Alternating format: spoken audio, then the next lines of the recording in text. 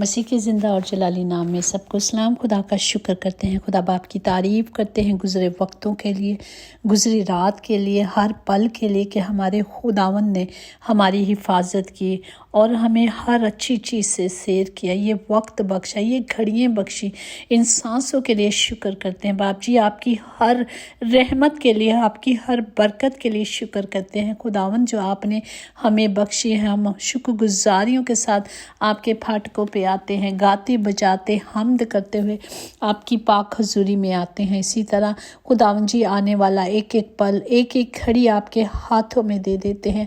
हमारी नहीं बल्कि आपकी मर्जी हमारी ज़िंदगियों में पूरी हो। हम वही करें जो सिर्फ आपको अच्छा लगता हो बाप, वही करना है जो आपकी मर्जी के मुताबिक हो। खुदावंद हमें अपने दिन भर अपनी मर्ज़ी पे चलाएं बाप जी, इन्हीं कदमों पे चल कर खुदावंद जी हम कामिल बने। खुदावंद आज के ज़िंदा कलाम के लिए हम शुक्र करते हैं जो यर्मिया नबी की मार्फत उसके 29वां बाप उसकी 13 आयात में यूँ महकूम है, अगर तुम मुझे ढूंढोगे और पाओगे जब पूरे दिल से मेरे तालिब होगे। पाक कलाम पढ़ जान पर खुदा की बरकत हो, खुदा का शुक्र हो, खुदा की तारीफ़ हो। खुदा हमें यहाँ फरमाते हैं कि जब तुम नेक नीयत के साथ, उम्मीद के साथ मुझे ढूंढोगे और मैं तुम्हें मिल जाऊँगा, तब तुम मेरा नाम लोगे और मुझसे दुआ करोगे तो मैं तुम्हारी सुनूँगा, क्योंकि मैं तुम्हारे हक़ में तुम्हारे ख़यालात को जानता हूँ। खुदावंद हम सब को जानता है। खुदावंद हमारे दिलों गुर्दों को जानने और जांचने वाला खुदा है। वो हमारे मांगने से ही पहले जानता है कि हमें क्या क्या चाहिए। जब हम पूरे दिल से उसके तलबगार होंगे तो खुदा, जैसे यर्मिया नबी की मार्फत जो ये कलाम लिखा गया, पहले रवायात के मुताबिक खुदा का जलाल या उसकी हजूरी मुकद्दस खैमों या हैकल में होती थी, लेकिन यर्मिया नबी बयान करता है कि खुदा की इबादत जिला वतन में भी की जा सकती है। कहीं भी हम खुदा को, कहीं भी जाएं, हम खुदा की हजूरी में जा सकते हैं जब हम उसके तालिब होंगे, जब हम उसे पूरे दिल से ढूंढेंगे तो वो कहता है मैं तुम्हें मिल जाऊंगा। हमें क्या करना है? सिर्फ जो मुझे दिल से ढूंढता है वो मुझे पाएगा। खुदा ने कहा है वो सब कुछ जो मेरी आस रखता है, जो मेरी उम्मीद रखता है, जो मेरे नाम से खड़ा हो जाता है, मैं उसे सब कुछ दूंगा। खुदा ने कहा है पूरे दिल से। इसी तरह यर्मिया 29:14 में यूँ माकूम है, अगर मैं तुमको मिल जाऊंगा। इसी तरह अगर हम देखें मत्ती की अंजील उसका 15वां बाप 8-9 आयात में यूँ माकूम है, ये उम्मत ज़बान से तो मेरी इज़्ज़त करती है मगर उनका दिल मुझसे दूर है और ये बेफ़ायदा मेरी परस्तिश करते हैं, क्योंकि इंसान एकाम की तालीम देता है। वो कहता है कि दिल से तो, ज़ुबान से सिर्फ मेरी इज़्ज़त करते हैं पर दिल उनका मुझसे दूर है। इसलिए खुदावंद कहते हैं कि तुम मेरे नज़दीक आओगे तो मैं तुम्हारे नज़दीक आऊँगा।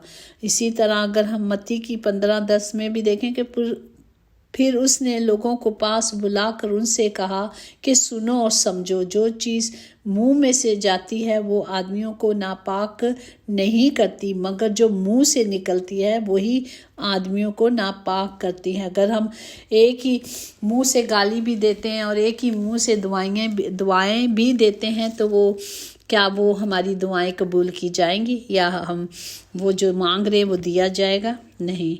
इसलिए खुदावंद हमें फरमाता है कि जो पूरे दिल से मुझे ढूंढेगा, जो पूरी रूह और सच्चाई के साथ, इसीलिए कहते हैं ना कि जहाँ रूह और सच्चाई से प्रस्तिश होती है, जहाँ रूह और सच्चाई से हर तरह से दुआ की जाती है, वहीं पे मौज़ात होते हैं, क्योंकि मेरा और आपका खुदा मौज़ात का खुदावंद है। इसीलिए वो हमसे चाहते हैं कि हम पूरे रूह से और सच्चाई से उसे ढूंढे तो वो मिल जाएगा। इसी तरह अगर मत्ती 15 और उसकी 13, 14 और 16 में लिखा है, उसने जवाब में कहा, जो पौधा मेरे आसमानी बाप ने नहीं लगाया जड़ से उखाड़ा जाएगा। उन्हें छोड़ दो, वो अंधे राह बताने वाले हैं। अगर अंधे को अंधा ही राह बताएगा तो वो दोनों गड्ढे में गिरेंगे।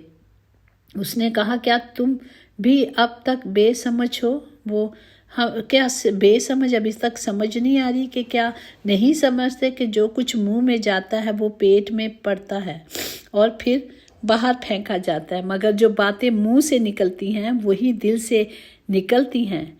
जो मुंह में होता है या जो दिल में होता है वही मुंह पे आ जाता है, वही आदमी को नापाक करती है, क्योंकि बुरे ख्यालात, खून रेजी, जनाकारी, हरामकारियाँ, चोरियाँ, झूठी गवाहियाँ, बदखोइयाँ दिल ही से निकलती हैं।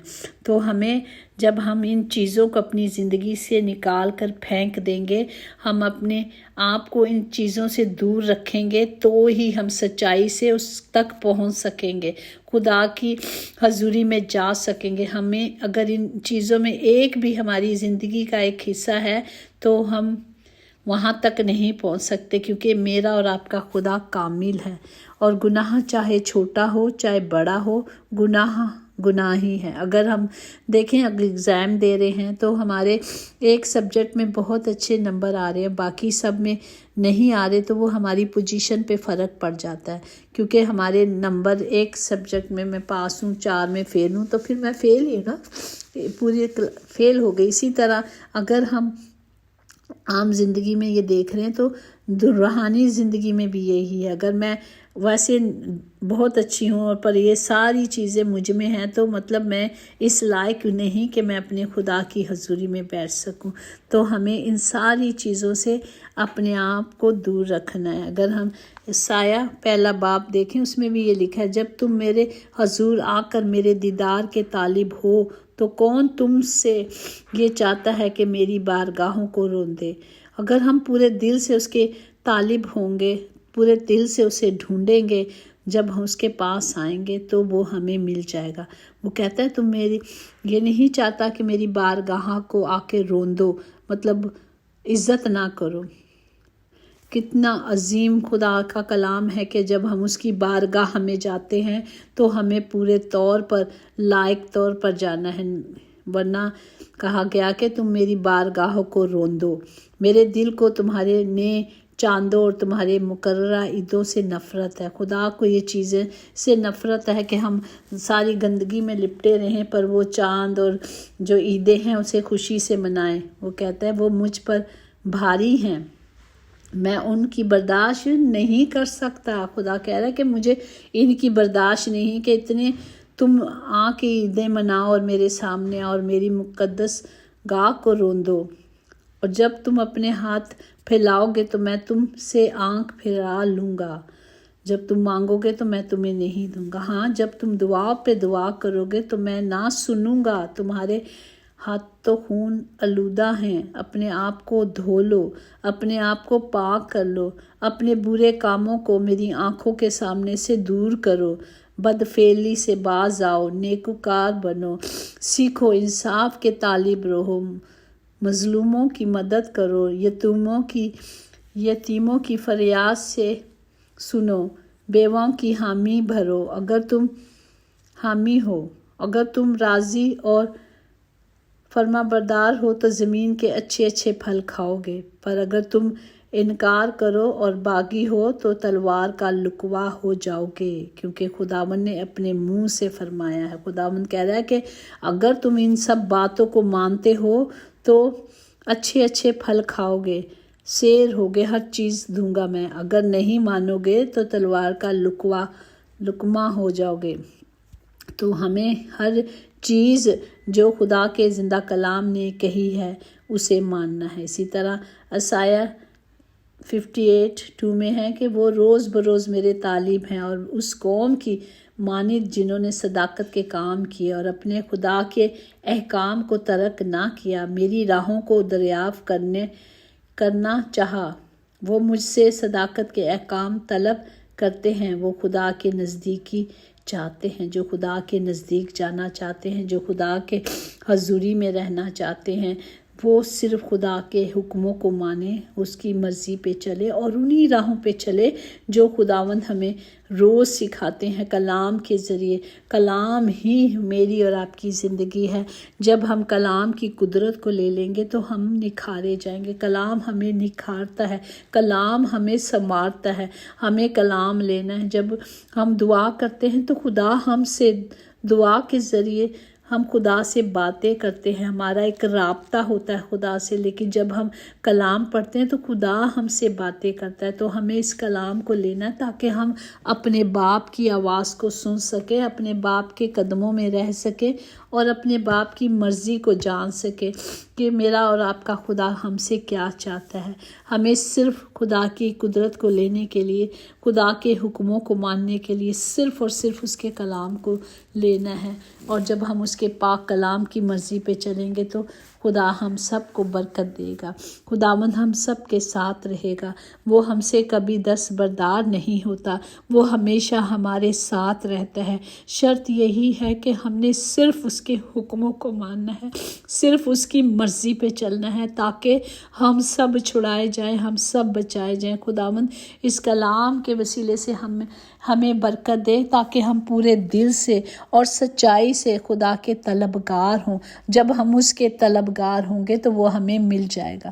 ہمیں کہیں بلڈنگوں، پہاڑ پر، آسمان پر نہیں جانا، خدا ہمارے پاس ہے، وہ ہمارے ساتھ ہے، وہ ہمارے اندر ہے، صرف ہم نے کلام کی قدرت کو لینا ہے۔ خداوند اس کلام کے وسیلے سے ہم سب کو برکت دے۔ خداوند ہم سب کے لیے ہاتھ اٹھاتے ہیں باپ، آج جتنے بھی گھروں میں، ہاسپٹل میں، جہاں کہیں بھی بیمار ہیں، خداوند ان کی دنیاوی یا جسمانی اور روحانی کمی کمزوریاں ہیں، یسوع کے نام سے خداوند جی وہ ساری کمیاں، وہ ساریاں کمزوریاں دور ہو جائیں خداوند آج یسوع کے نام سے، کیونکہ جہاں یسوع نام آ جاتا ہے وہاں کوئی بیماری، کوئی تکلیف اور کوئی دکھ نہیں رہتا، کیونکہ اس کے آ جانے سے زندگیاں بحال ہو جاتی ہیں، اس کے آ جانے سے زندگیاں بدل جاتی ہیں۔ باپ ہر گھر میں خداوند جی خوشحالی اور شادمانی آئے، خداوند ہر گھر میں صلح، سلامتی، محبت اور پیار کو مانگتی ہوں باپ، ہر گھر میں آپ کی حضوری اور معموری کو مانگتی ہوں، ہر گھر کے خطے بھرے رہے خداوند،